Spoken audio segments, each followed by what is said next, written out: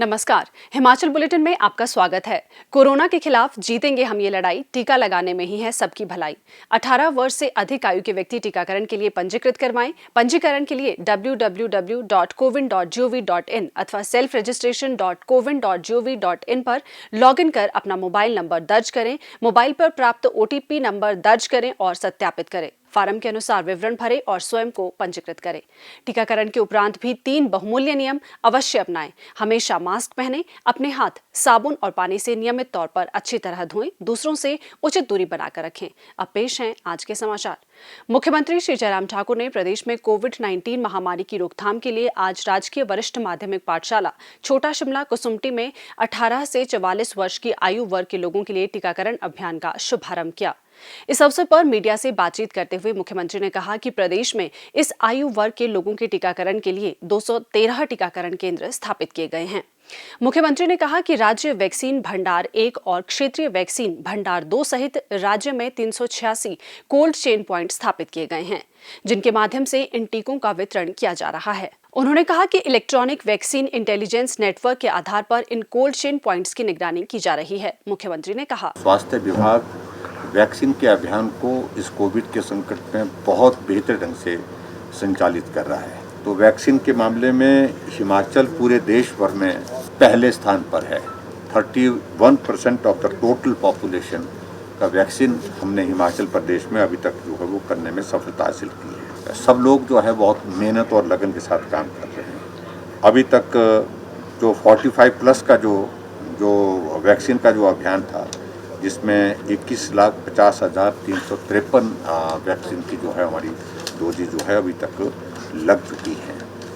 और दूसरा, आज मुझे इस बात की भी प्रसन्नता है कि जो आदरणीय प्रधानमंत्री जी ने तय किया कि देश के नौजवान 18 से 44 साल तक के, उनको भी वैक्सीन के अंतर्गत कवर करना चाहिए।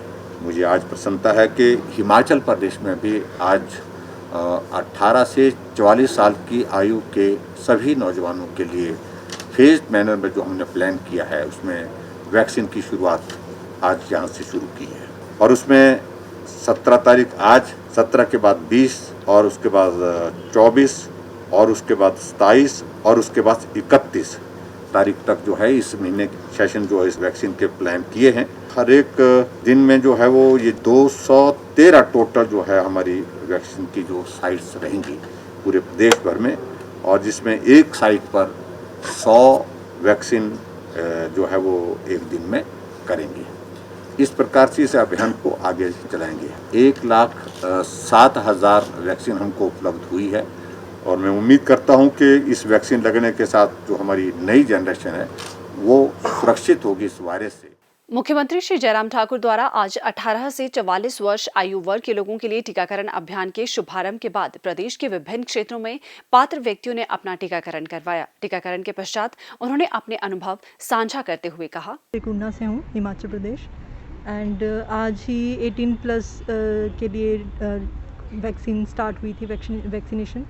तो मैंने फर्स्ट वैक्सीनेशन स्टार्ट में ही मैंने डोज लगवाई है और मैं CM और यहाँ के प्रशासन का धन्यवाद करना चाहती हूँ जिन्होंने ये अरेंज करवाया हमारे लिए। तो कि आज 17 तरीक को वैक्सीन का फर्स्ट डोज लगना, आज असें डोज लाना शुरू है।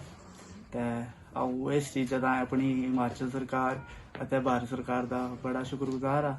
जो इसकी रजिस्ट्रेशन है वो आरोग्य सेतु ऐप से करवाई है और मैं इसकी धन्यवाद सरकार को देना चाहूँगा। कोई इतनी बड़ी महामारी के बचाव के लिए इतना वैक्सीन का इन्होंने प्रबंध करवाया है। मुख्यमंत्री श्री जयराम ठाकुर ने आज शिमला से वर्चुअल माध्यम द्वारा आशा कार्यकर्ताओं के साथ बातचीत की। श्री जयराम ठाकुर ने आशा कार्यकर्ताओं से होम आइसोलेशन में कोविड-19 रोगियों के साथ बेहतर समन्वय सुनिश्चित करने का आग्रह किया ताकि उनके स्वास्थ्य मानकों पर उचित निगरानी रखी जा सके।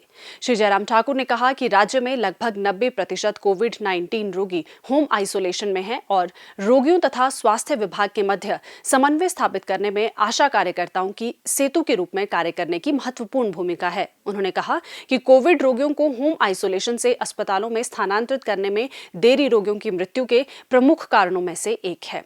उन्होंने कहा कि आशा कार्यकर्ताओं को रोगियों के मापदंडों की नियमित रूप से निगरानी करनी चाहिए और यदि उन्हें अस्पताल में भर्ती करने की आवश्यकता हो तो उन्हें तुरंत अस्पतालों में स्थानांतरित किया जाना चाहिए। मुख्यमंत्री ने कहा कि होम आइसोलेशन में मरीजों को पर्याप्त सैनिटाइजर, फेस मास्क और जरूरी दवाएं भी प्रदान की जानी चाहिए। आशा कार्यकर्ताओं को रोगियों को दवाओं के उपयोग करने और स्वच्छता बनाए रखने के बारे में भी परामर्श देना चाहिए। मुख्यमंत्री ने कहा, टीकाकरण की अगर हम बात करें तो वो बहुत महत्वपूर्ण भूमिका उसमें आप निभाते हैं और आजकल हमारा वैक्सीन का कार्यक्रम ये भी चला हुआ है। अभी जो हमारा जो वैक्सीन जो है 45 प्लस का, उस अभियान में मुझे इस बात की भी प्रसन्नता है, सब लोगों के सहयोग से पूरे देश भर में हिमाचल पहले स्थान पर है। 31% से ऊपर हमने वैक्सीनेशन अभी तक कर ली है। हमको सावधानियां बरतने के लिए ही लोगों को प्रेरित करना पड़ेगा और हमको प्रेरित करके उनके बीच में जा करके ये संदेश देने के लिए जाना पड़ेगा, जिसको आप लोग बहुत बेहतर ढंग से कर रहे हैं। हमने पंचायती राज संस्थाओं के चुने वो प्रतिनिधियों से भी बात की, हमने नगर परिषद, नगर पंचायत के लोग, कॉरपोरेशन के जो हमारे काउंसलर्स हैं उनके साथ भी बातचीत की, वो भी लगे हैं। हमने सभी धार्मिक और सामाजिक संगठनों के साथ बातचीत की। इसलिए सबके सहयोग से ही संभव है। हम सरकार की ओर से कहते रहे उससे पर्याप्त नहीं हो पाएगा, उससे समस्या का समाधान नहीं हो पाएगा। इसलिए बार बार हमको प्रयत्न करना पड़ेगा, बार बार हमको काम में लगे रहना पड़ेगा। कुछ लोग एक बार सुन करके मानेंगे, कुछ लोग एक बार नहीं 2 बार सुन करके मानेंगे, कुछ लोग ज्यादा बार बोलने के बाद सुनेंगे। तो इसलिए उस काम को हमको लगातार ईमानदारी के साथ करते रहना है, वैक्सीन का भी और उसके साथ साथ में इस कोविड के इस संक्रमण से बचने के लिए जो उपाय हैं उन बातों का भी जिक्र करते रहना होगा। और आप तो अच्छी तरह से अपनी सेवाएं दे रही हैं। हमने आपको बीच में कोविड के संकट के दौरान कुछ मदद करने की कोशिश की है, लेकिन पॉलिसी से रिलेटेड, पॉलिसी के अतिरिक्त जो है दूसरे जो आपके भविष्य से संबंधित जितने भी विषय हैं, तमाम विषय हमने नोट किए हैं। हम कोशिश करेंगे हम इस दौर से बाहर निकल करके जब दौर अच्छा आएगा उसमें आपके लिए और कोई मदद की गुंजाइश है, जहां जहां से जिस रूप में उपलब्ध हो सकेंगे उनको करने की कोशिश करेंगे। आप हौसला रखें, आप हिम्मत करें, आप बहुत पुण्य का काम कर रहे हैं, चुनौती वाला काम कर रहे हैं, जीवन को संकट में रख करके आप काम कर रहे हैं। तो ऐसी परिस्थिति में आपके काम को हम लोग जो है तो सम्मान करते हैं। आप सबको उसके लिए बधाई, आप सबको बहुत शुभकामनाएं। अब लेते हैं एक ब्रेक और सुनते हैं ये संदेश। अरे भाई साहब, बिना मास्क लगाए कहाँ जा रहे हो? बाजार जा रहा हूँ सामान लेने, उसके लिए मास्क की क्या जरूरत है? अरे भाई, आपको मालूम नहीं है कोरोना कितना फैला हुआ है? अपना नहीं तो कम से कम अपने परिवार का तो ख्याल रखिए। ये लो, लगा लिया मास्क। ऐसे नहीं, ऐसे मास्क लगाने का कोई फायदा नहीं है। अपने नाक और मुंह को अच्छी तरह से ढको। हाँ, बिल्कुल ऐसे। आप जानते हैं ना कि कोरोना की दूसरी लहर कितनी खतरनाक है, तो ऐसे में आपका मास्क और भी सुरक्षित होना चाहिए। हाँ। सही मास्क पहने और घर पर भी मास्क का इस्तेमाल करें। इसके अतिरिक्त अपने हाथों को बार बार साबुन और पानी से अच्छी तरह धोएं। सैनिटाइजर का इस्तेमाल करें और दूसरों से उचित दूरी बनाकर रखें। खुद भी सुरक्षित रहें और अपने परिवार और समाज को सुरक्षित रखने में अपना योगदान दें। ये हम सब की जिम्मेवारी है। स्वास्थ्य एवं परिवार कल्याण विभाग द्वारा दोपहर 2 बजे जारी बुलेटिन के अनुसार प्रदेश में कोरोना संक्रमण की जांच के लिए आज 1167 लोगों के सैंपल लिए गए, जिनमें से 175 लोगों की रिपोर्ट नेगेटिव पाई गई है, जबकि 978 लोगों की रिपोर्ट आना बाकी है।